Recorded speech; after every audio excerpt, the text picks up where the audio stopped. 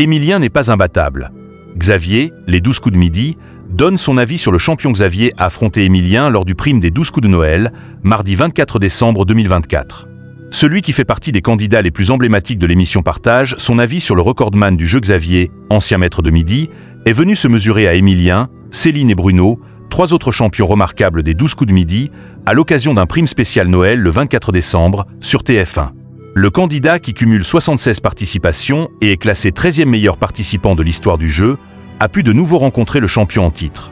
Pour Télé Loisirs, il partage son avis sur Émilien, son parcours incroyable mais aussi son endurance inégalée dans le jeu Xavier, les 12 coups de midi. Émilien est surentraîné, encore plus à l'heure actuelle, Télé Loisirs. Pour la 5 millième de l'émission, Paul Elkarat a battu Émilien. Est-ce que ça prouve qu'il n'est pas imbattable? Xavier: ah mais moi je n'ai jamais dit qu'il était imbattable. Il est très bon Émilien. En plus il est adorable, donc il mérite vraiment tout ce qui lui est arrivé. Mais je pense que personne n'est imbattable, surtout sur des questions au buzzer ou sur un coup fatal de 60 secondes. Il est très dur à battre, il est surentraîné encore plus à l'heure actuelle.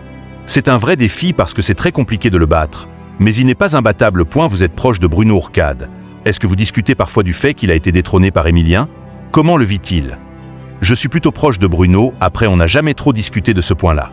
Il était très content d'être le recordman, mais ça ne lui pose pas de souci d'avoir été battu par Émilien. De toute façon, il reste le recordman d'un jeu télé puisqu'il est pour toujours le recordman de personne n'y avait pensé. Avec Mathieu, vu que l'émission est arrêtée, le record, il le gardera à tout jamais et sa personne ne pourra lui enlever.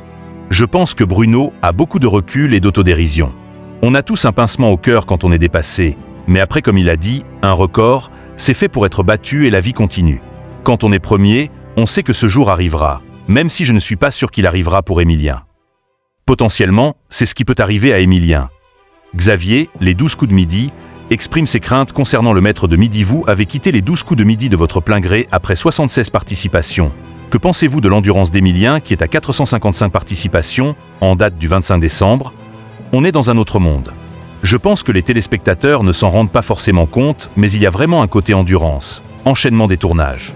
En plus, il a fait plusieurs sessions, il a pu voir l'effet que ça peut avoir sur le public en dehors des tournages. Il a des coupures sur parfois plusieurs mois, et doit revenir et se remettre dans la configuration d'un tournage.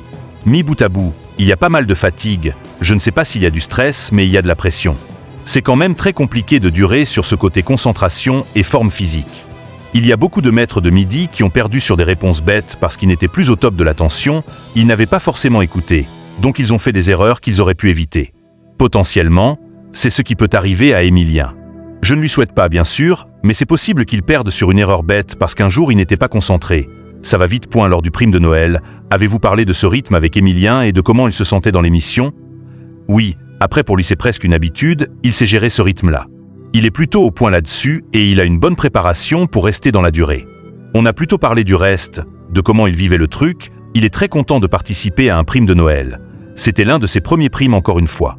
Je ne me fais pas de soucis pour lui.